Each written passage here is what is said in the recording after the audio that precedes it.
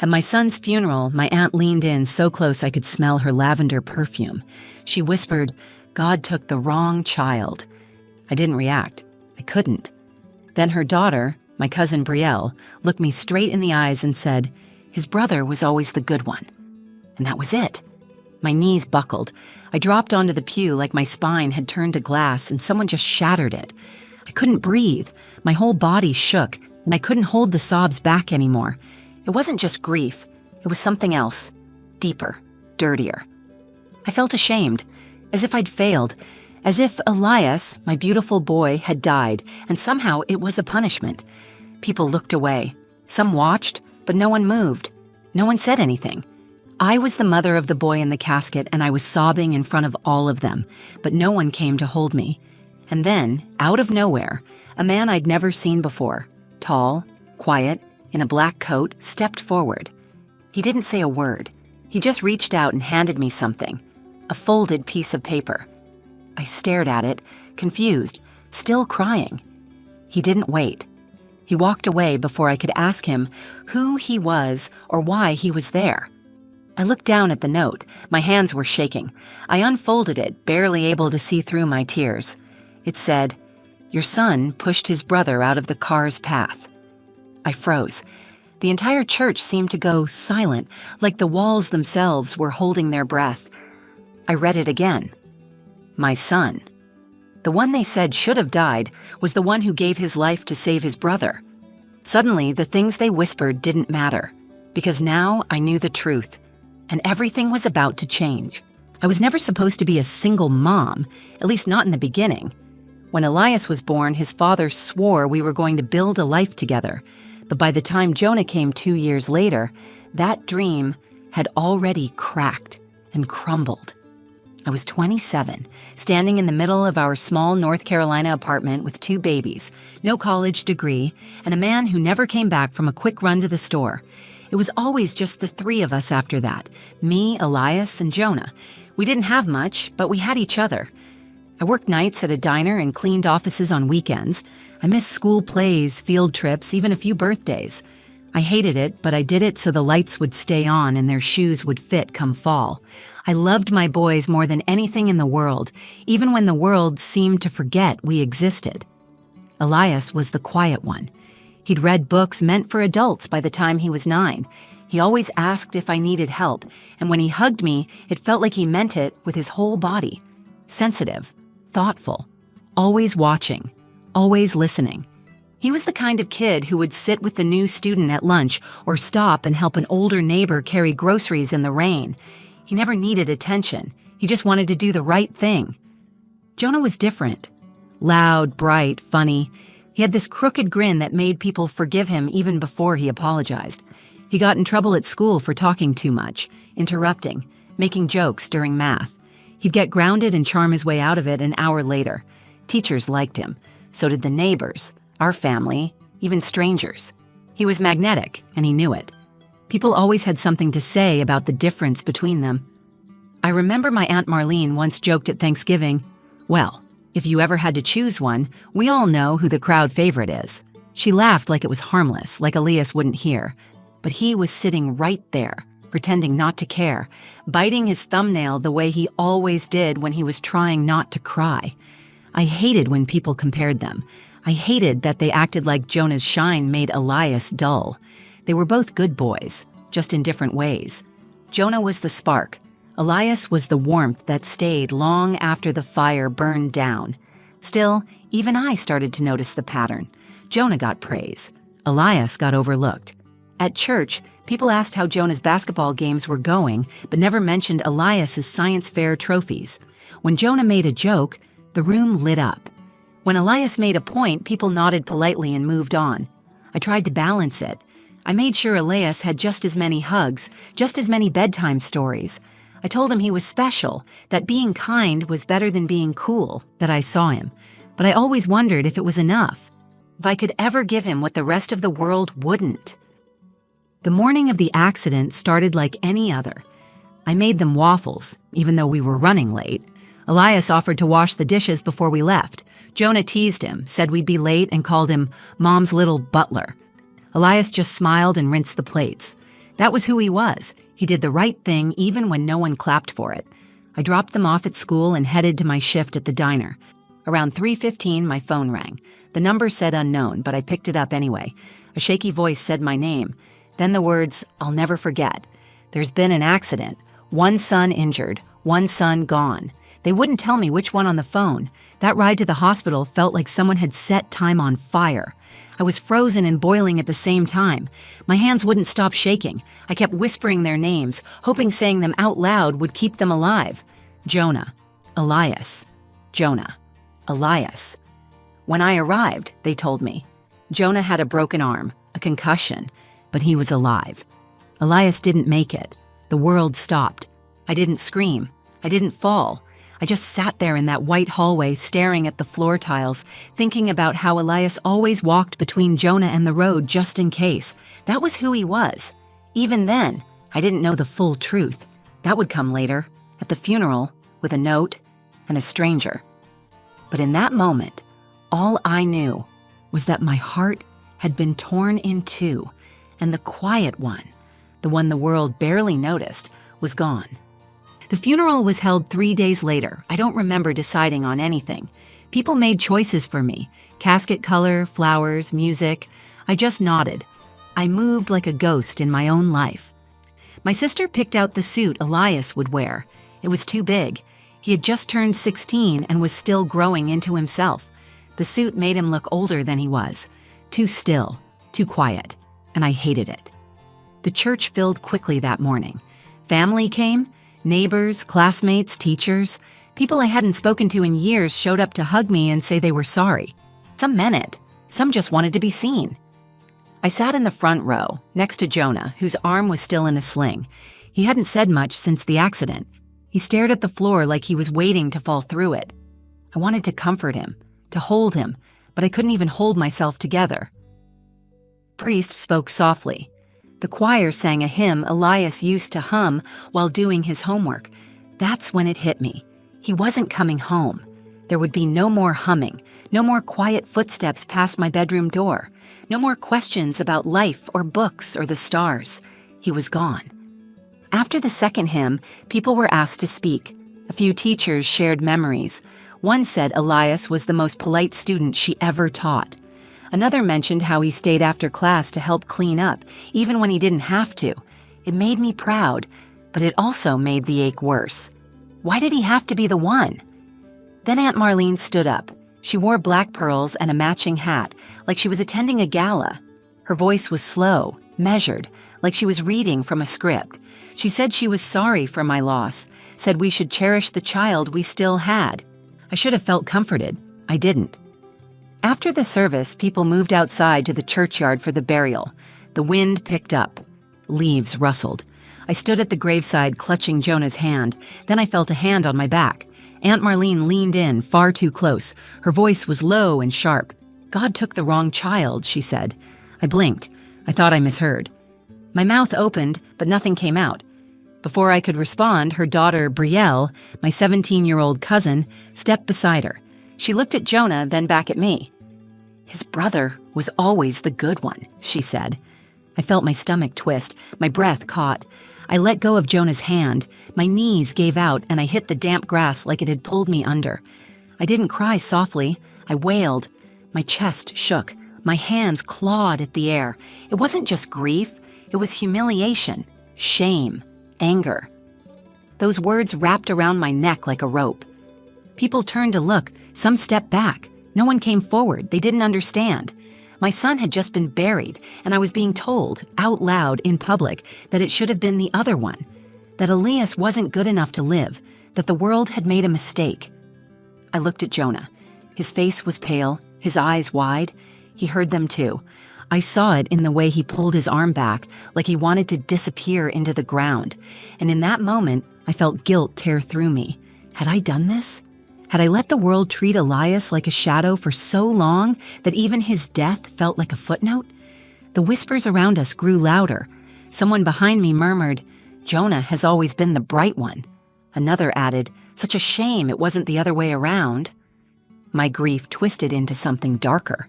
I wanted to scream, to defend Elias, to to tell every single person there who he was and what he meant, but the words wouldn't come. I stood up slowly, still trembling, dirt on my knees. I couldn't look at anyone. My heart was breaking all over again, not just because he was gone, but because the world had already moved on from him. I turned to leave. I needed air. I needed silence. I needed something, anything, that felt real. That's when I saw him. A tall man in a black coat standing near the edge of the crowd. He was watching me, but not with pity, with purpose. He stepped forward, reached out, and placed a folded note into my hand. "You should know the truth," he said quietly. He was brave. And then he walked away. I didn't even have time to ask who he was. I just stared at the paper, feeling its weight press against my palm like it might carry the last words my son ever spoke. I didn't open the note right away. For a moment, I just stood there, surrounded by mourners who were now drifting back toward the church. Some glanced at me, some avoided eye contact entirely, but no one asked about the man in the black coat. It was as if they hadn't seen him at all. I looked down at the paper in my hand. My fingers trembled as I clutched it. It felt heavier than it should have, like it carried more than words. Jonah walked up beside me. His voice was small. "Mom." "Who was that?" I didn't answer. I couldn't. I unfolded the note and my eyes caught the handwriting. Neat, slanted, unfamiliar. Just one sentence. That's all it took. "Your son pushed his brother out of the car's path." My knees didn't give out this time. I didn't cry. I didn't scream. Instead, I froze. My heart pounded so loud I could barely hear the sounds around me. I read it again. The words didn't change. Elias had saved Jonah. In that split second, he saw the danger and made a choice. He acted.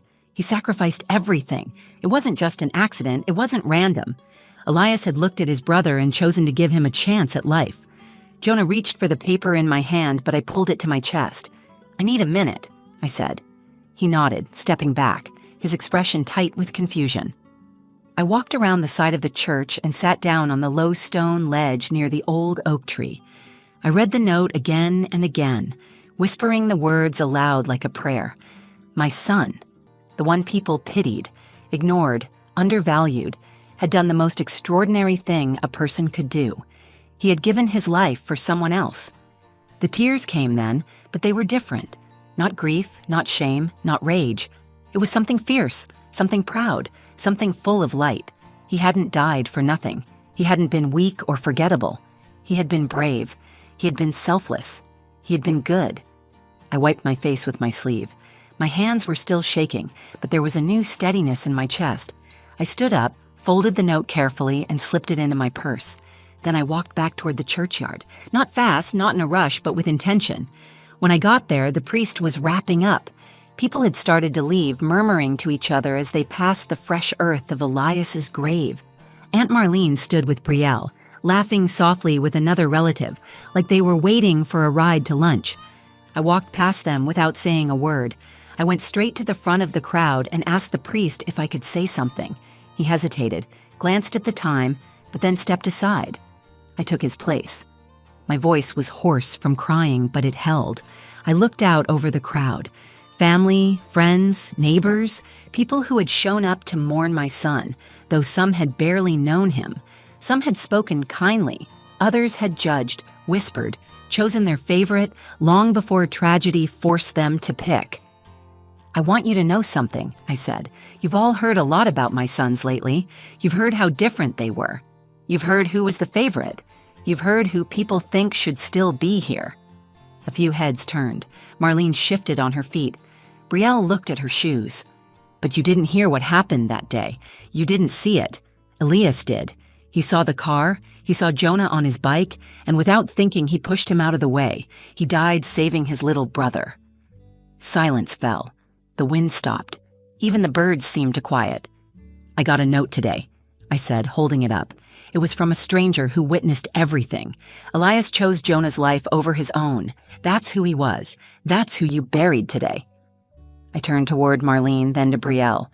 "So the next time you say God took the wrong child, remember this.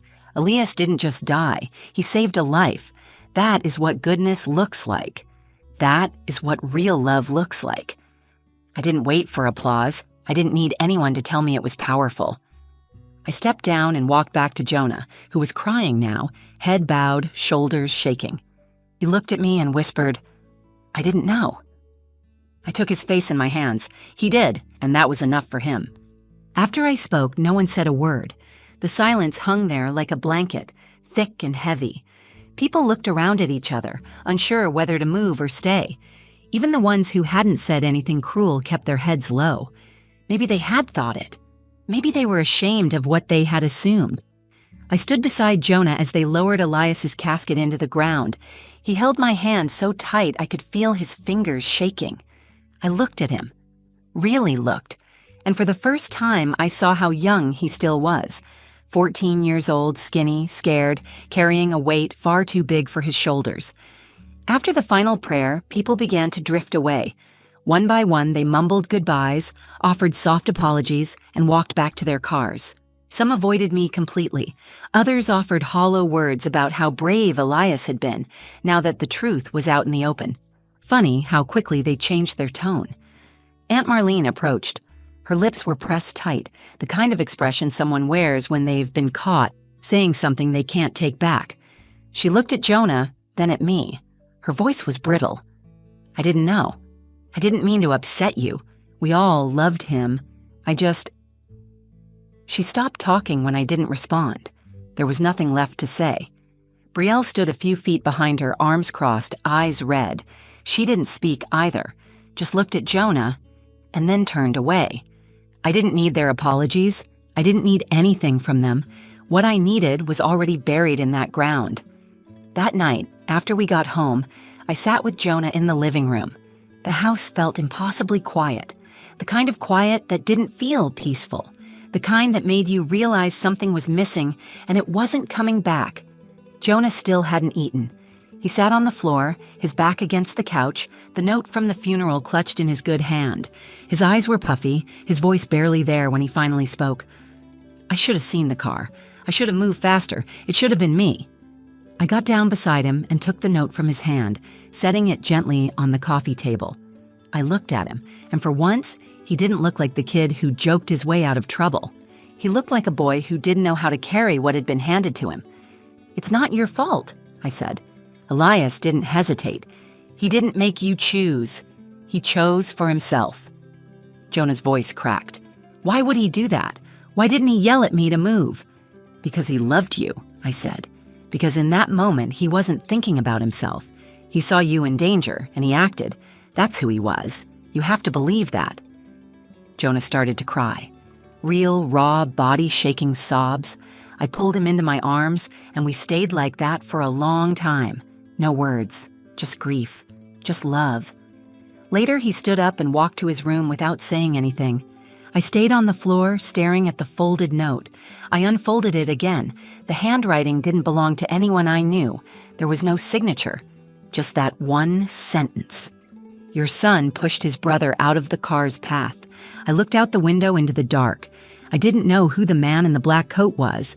I didn't know why he had waited until the funeral to come forward. But I believed him. With everything in me, I believed he was telling the truth, because it made sense. That was who Elias had always been, the one who gave more than he had, the one who thought of others before himself, the one who never needed to be seen to do something extraordinary. The next morning, I framed the note. I hung it by the front door, so every time we left the house, we would see it. Every time we came home, we would remember. Jonah didn't ask to go back to school right away. I didn't push him. But a few days later, I found him sitting at the kitchen table with a notebook open. He was writing, not for school, for himself. When I asked what it was, he said, "A letter to Elias. I want to tell him I won't waste what he gave me." That was the moment I knew, the moment everything shifted. Elias was gone, but his love wasn't. It was alive in the boy he saved, and in me. A week after the funeral, Jonah and I visited the crash site. It was a quiet stretch of road just 2 blocks from the school, the kind of place you'd never notice unless you had to. The curve wasn't sharp, but the corner was blind. There were no skid marks. The driver wasn't drunk or distracted, just careless. A few seconds too fast, a few feet too far, and everything changed. Jonah stood at the edge of the sidewalk, his cast tucked against his chest. I watched him kneel in the grass. He pulled something from his hoodie pocket and placed it at the base of the nearest tree. It was a letter. Folded. Sealed. He didn't say what it said, and I didn't ask. Some things are meant to be left between brothers. We stood there in silence. The wind moved gently through the leaves above us. For a moment, the world felt softer, like it was holding space for us to grieve. When we got home, Jonah taped a photo of Elias to the inside of his bedroom door. It was one I had taken on his last birthday. Elias was smiling, holding a chocolate cupcake, his face lit by candlelight. Jonah didn't say anything about it. He just nodded when I noticed. A few days later, he asked if he could join the science club Elias had been part of. Said he wanted to finish one of his brother's unfinished projects. It was a small thing, but it meant something. It meant he was choosing to live in a way that honored the boy who saved him. I started to heal, slowly. Not by forgetting, but by remembering with purpose. I went through Elias's things one drawer at a time. I kept the letters he wrote me, the books he loved, the sweatshirt that still smelled like him. I donated the rest to families who needed them, not because I wanted to let go, but because I knew he would want to help someone else. The man in the black coat never came forward again. I asked around. No one remembered seeing him. No one at the funeral knew who he was. For a while, I wondered if I had imagined him, like some kind of guardian sent to deliver the truth. But the note was real. His words were real. And that was all I needed. I framed the note and hung it by the door just as I had promised myself. Every morning, Jonah touches it before he leaves for school. It's become a quiet ritual, something between a blessing and a vow. People stopped whispering, or maybe they just got quieter about it. Either way, I no longer cared what they thought. They hadn't known Elias the way we did. They hadn't seen the small moments of grace he gave to the world, even when no one was watching. Now they knew how his story ended, but Jonah and we knew how he lived. One night, a few months later, Jonah and I were sitting on the back porch. The stars were out and the cicadas buzzed in the trees. He leaned back in his chair and looked up. "Do you think he was scared?" he asked. I looked at him, and for a second, I saw the boy he used to be, the one who chased fireflies and made up songs about cereal. But I also saw the young man he was becoming. "No," I said. "I think he saw you and knew exactly what he had to do. I think he made peace with it before he even hit the ground." Jonah nodded. He didn't cry. He didn't speak again. He just sat with the truth of it. That's how grief lives with you, not always in loud moments or empty rooms, but in quiet understanding, in choosing to carry love forward, in remembering not just how someone died, but how they lived. Elias taught me that the world doesn't always reward the kind ones, the quiet ones, the ones who don't ask for attention, but they are the ones who hold it all together, the ones who love without needing to be seen. He gave his life for his brother, and in doing so, gave us both something we'll never let go of. So now, every morning, I tell myself what Elias showed me with his final act. The good ones aren't gone. They live in the choices we make, in the way we love, and in the people we choose to become. Thank you for staying with me through this story.